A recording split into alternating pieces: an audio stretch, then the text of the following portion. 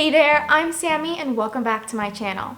In this week's video, I'm restoring a piece that I have waited so long to get my hands on and I can't wait to share it with you guys. So let's get right to it. This is the piece we're starting off with, and oh my gosh, I have waited so long to get my hands on a dresser like this. I'm so excited. Overall, she is in decent shape, but my end-all goal was to get a piece like this, and yes, I want to paint it. I don't want to restore it, so I will be painting this piece, but what is so special about it is the hardware on this piece, so I will definitely be saving that.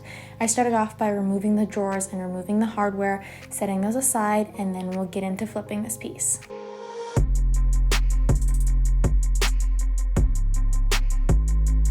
Now, I have seen many different brands make this dresser. I have not found a maker's mark on this one, but she is a classic.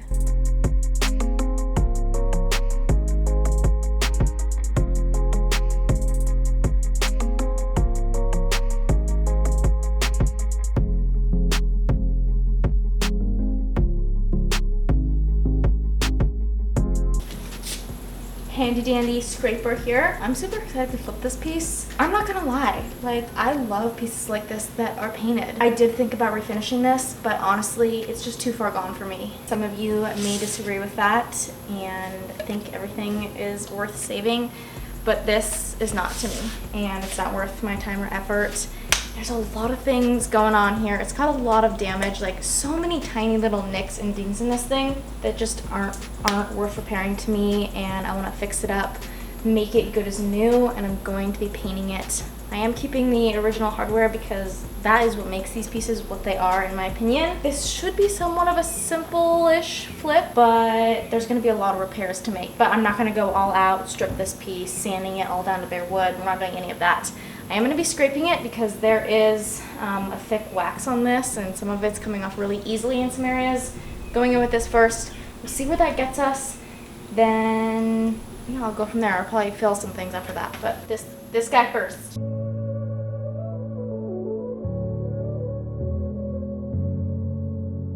So because the scraper is new to me, I've literally been using it on all of my projects, and it's been making life so much easier. So I'm just going around getting off everything that I can with the scraper, and then I'll sand everything else later. And because I am painting this piece, there are a lot of areas where I do want to remove a bulk of this finish, but mainly I just want to give it a really good scuff sand.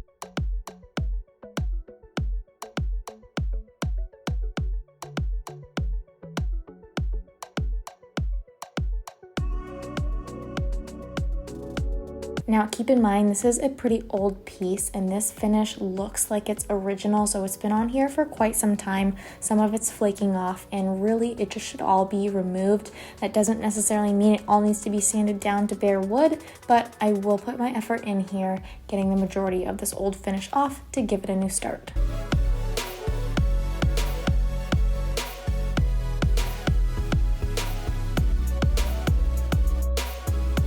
Alright, so I just finished scraping all the areas that I could. It was mostly the areas that were solid hardwood, the areas that are going to be veneer. For some reason the finish is just on there a little bit differently, so it wasn't coming off easy, and that's fine. I'm going to sand it, and I think it's going to be fine. But before I sand it, I'm going to clean it really well with some simple green. So I'm going to go over the whole entire dresser, but mainly I want to focus on the areas I didn't scrape yet and get off all the gunk and residue I can, to make sanding a little bit easier and make sure I won't gunk up my sander.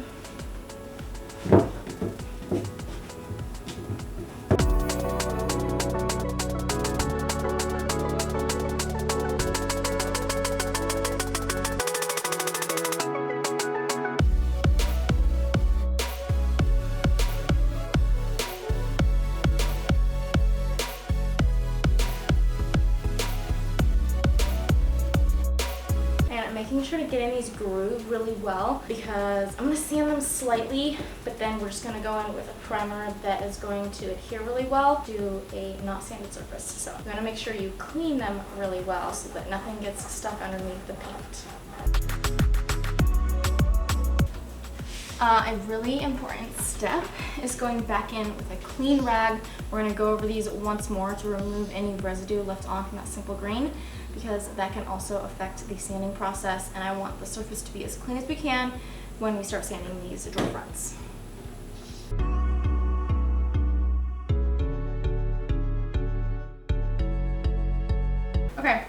My next plan of action is getting these drawer fronts sanded.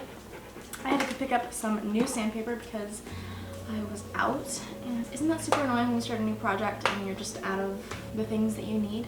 So, sandpaper in hand. I'm going with an 80 grit first. Hopefully that removes the majority of that finish, and it's gonna give me a better idea of the damage left on these drawers and what I need to fill from there, so.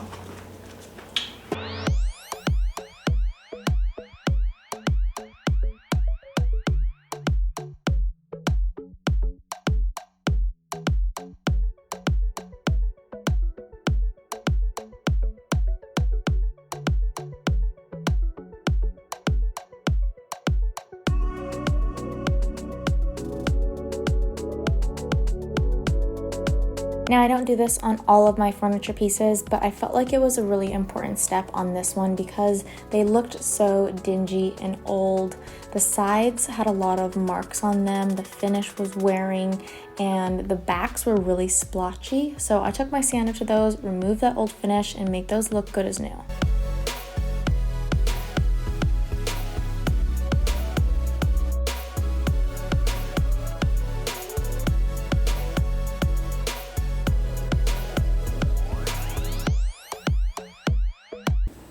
Alright, so I have finished sanding all the areas that I want to completely remove that old finish, and I did that with an 80 grit sandpaper. This top took forever. It's finally done. I do need to go in again with a 120 grit sandpaper, but before I do that, I want to kind of just save myself some time here. I'm going to go in and fill any imperfections. There's some missing veneer on the top here that I'm going to fill with regular Bondo that I have here, and I have the hardening cream that I'm going to mix it with. That one comes in a container that looks like something like this. I have another kind of Bondo, which is a glazing spot putty. It comes in a tube. It is kind of like a red color. And I'm gonna apply that to all the little tiny nicks and dings, any pinholes. There's some little holes on the side here that need to be filled. So I'm gonna mix up some Bondo, fill the big areas, and then use this for all the small areas. That's gonna dry, and then I'll go in with a 120 grit sandpaper, sand over and smooth those areas while I sand the rest of the surface with the 120 to prep it for the primer. So kind of just killing two birds with one stone here, saving some time.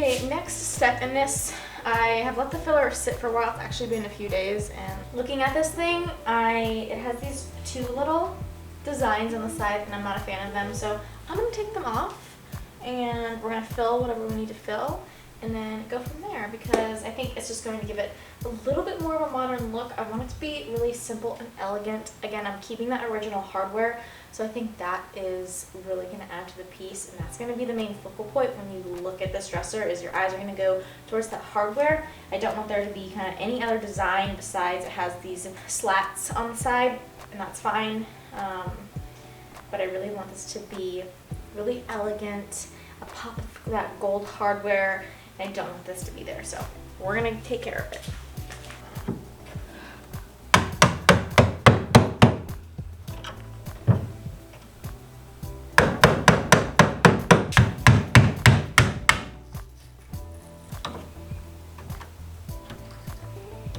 Next, I went in with my square Festool orbital sander, and I put a pad on there to get any small detailed areas that I didn't get with my other sander. And then I went on any square surfaces that had flat edges, and I gave those a good scuff sand with the sander also.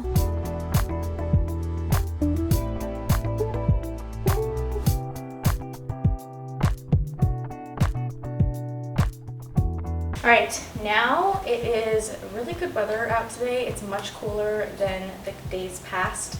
So I'm excited to get some paint on this and wrap this piece up. I'm really excited for the color of paint I have chosen for this because I went and I bought some new paint, and I'm excited to share it with you. So first, before we paint it, I gotta prime it. Before we prime it, I gotta tape off the drawers.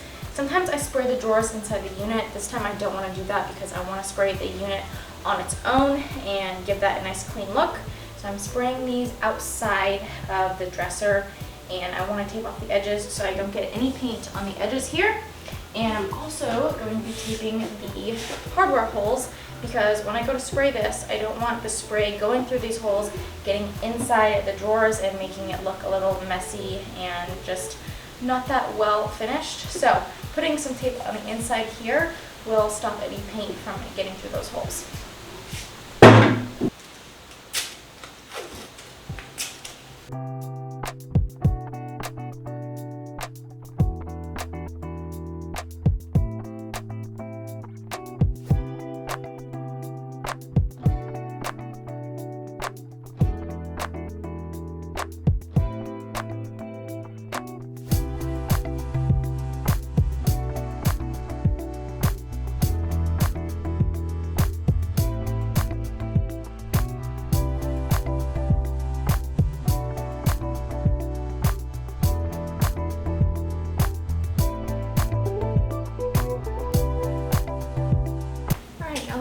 Literally 5 years. That took me forever to tape off those drawers. I'm over it now and I'm so ready to get this painted. So it's time for primer. I'm going in with Zinsser Bullseye Gray Primer in the spray can. I think this is just a better option than my typical primer that I use. It's going to adhere really well if we have missed. Okay. The drawers have fallen over so many times, and I've had to retape them so many times because it's so windy. So I'm gonna go retape that and apparently move the drawers because this ain't working. That should hold. Hopefully they don't blow over anymore because I think I'm done after that. Going in with primer, I have a few bottles of this. I'm gonna go over everything, give it a really good thorough coat. I also have a filler primer. I'm gonna go grab that. I got a bottle of this also, just for any areas that may need a little bit more attention. Find little holes, the porous wood, in case I need to go in with any sort of filling primer. I got one bottle of this. Majority of it is going to be the Bullseye 123 primer. And that should do the majority of the work for me. I might need this and I honestly might not. I just wanted to be safe. Grab a bottle in case I did. So let's get to spraying.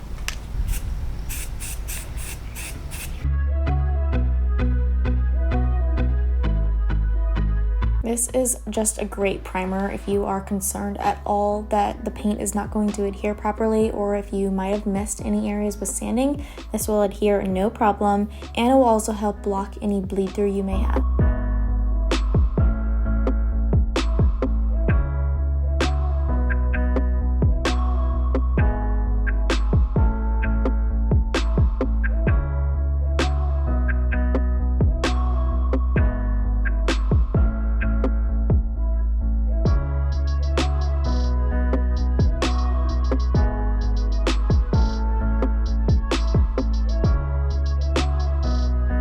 After the primer dried, I made sure to go in with my sanding block with a 220 grit sandpaper to smooth over the surface and prep that for the paint that we're going to put on. I find that when I use any type of spray can primer, you get a lot of spray off, so there's little tiny bumps on the surface and you really need to go in and sand that to smooth everything over.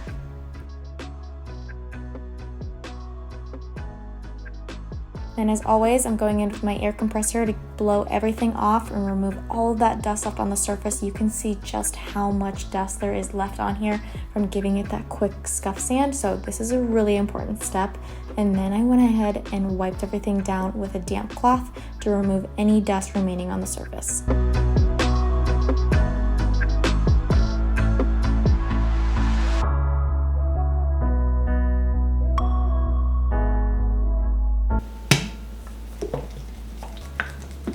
Alright, next up is paint. I am so excited for this part. This is what's gonna make this piece. Well, this and the hardware, of course, but this combined with the hardware, chef's kiss. So, I actually went and got a new paint just for this piece because I had a vision and I wanted that vision to come alive. And I do have black paints. This is a dark black paint. This is like charcoal.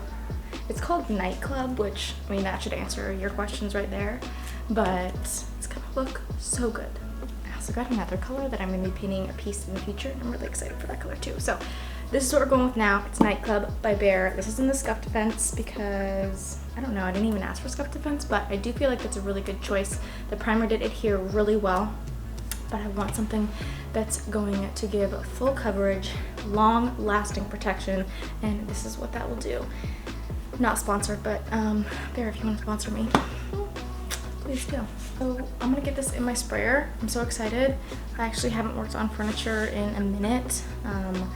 The last time I was out here doing furniture was before the hurricane, and this is now after the hurricane. So I took a little break there, not planned break.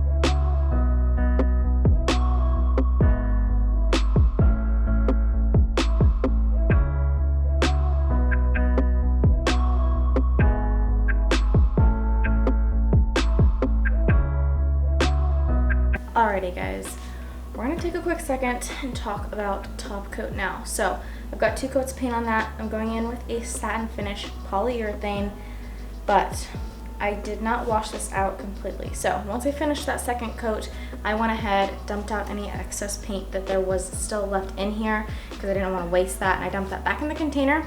Whatever was left in here, I left it, I didn't wash it out, and I poured my top coat directly into that, and I mixed it up until that dark color blended well with that top coat. That is going to help in a few different ways. One, I have a satin finish top coat, so it's gonna kind of tone that down because this is not quite satin finish, it's an eggshell, which is just a teensy bit more matte than that. It's also going to help the application process look a little bit smoother. So when we go to spray this top coat, especially when we're working with darker colors, a lot of times you'll get lines from spraying it on. And there's 2 things we can do to help that. One, it's mixing it with the dark paint, and then 2, it comes to your actual sprayer and turning up the different dial to have a little bit more pressure come out with the paint so it's not as thick as when we sprayed our paint. We want our top coat spray to be a little bit thinner, so it's going to push more air out with the paint, and I'll show you what I do to change that setting.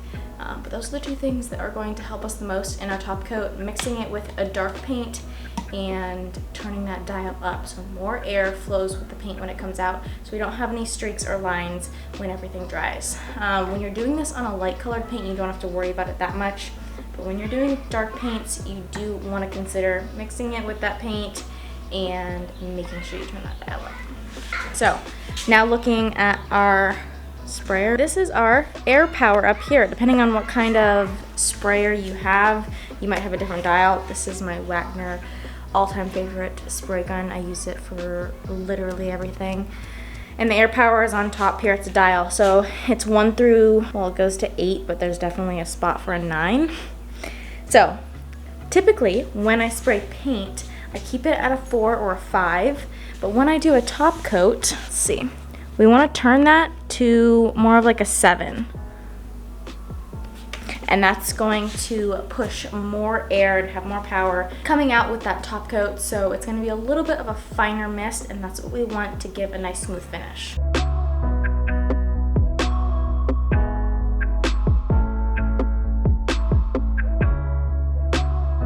In the middle of spraying my top coat, the neighbor's kids came over and started playing with Molino, and oh my gosh, he is obsessed with kids and was having the time of his life, and so were they.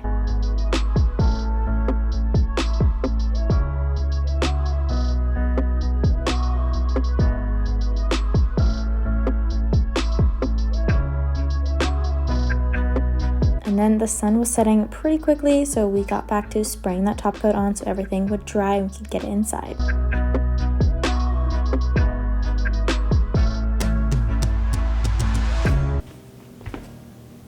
I'm so excited. She's inside. It's time to get the hardware on. I'm so excited. This is a little bit more blue than I thought, but I'm loving it so much. It's giving nightclub, totally. This is my favorite part. I love adding hardware on things. It just like makes the piece, especially this one, pieces like this. I've waited so long to get my hands on a dresser like this with this hardware because this hardware is just so beautiful to me. It completely makes and finishes off the piece. So before I get the hardware on though, I am gonna go in and oil the drawers. I'm going in with some Feed and Wax. It's beeswax, orange oil. I use different oils all the time for inside the drawers. I think last time I ran out of it. This is just another beeswax oil. Sometimes I'll use a solid beeswax and buff that in, but this one's just easy on the shelf. We're gonna get it in the drawers and then we'll get the hardware. All you need is a little bit. This stuff goes a long way, so a little pea-sized amount for this drawer here is gonna be way more than we need.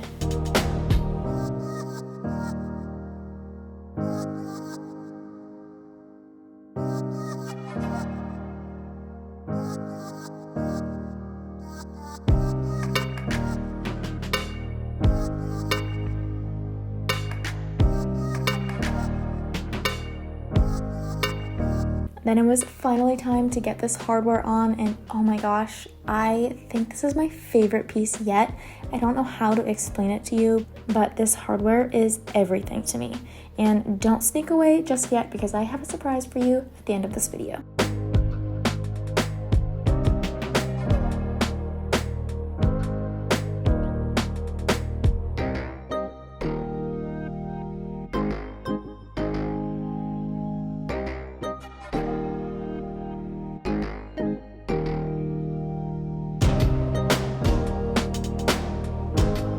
Now getting this piece staged, super simple as always, adding a few pieces, adding some greenery, and then next we're gonna go back and take a look at this piece from the beginning to see what we started off with. This piece had so many nicks and dings. It was just not looking great. It needed some love and attention, and that is exactly what we gave it. And now we can really appreciate what we're ending up with.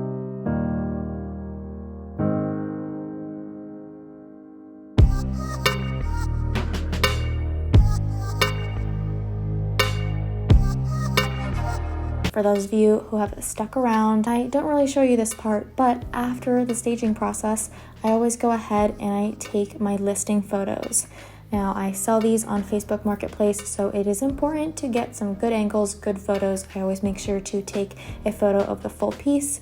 I get lots of close-up shots. I get shots of the top of the dresser, photos of the hardware. I want to try and answer all the questions there are for the people that are looking at my furniture on my Facebook page so that they know what they are going to be purchasing. Thank you all so much for watching. I hope that you really enjoyed this video. I sure had a lot of fun flipping this piece, and I love the way it turned out. As always, I will leave a profit breakdown in the description below, as well as a list of my most used tools and products. Go check it out if you're interested. But as for now, I'll see you in the next video. Bye!